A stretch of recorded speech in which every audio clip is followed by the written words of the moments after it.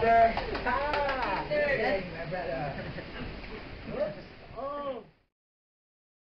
I don't get damaged. Why I am losing again? Are you tired?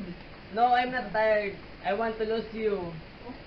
You want, but I don't get damaged.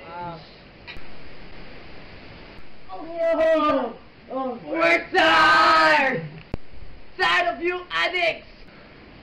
Are you eating on time? Are you done studying your lessons? Are you having enough sleep? Look at your eye bags! You look so thin. It's time for a change! Don't be!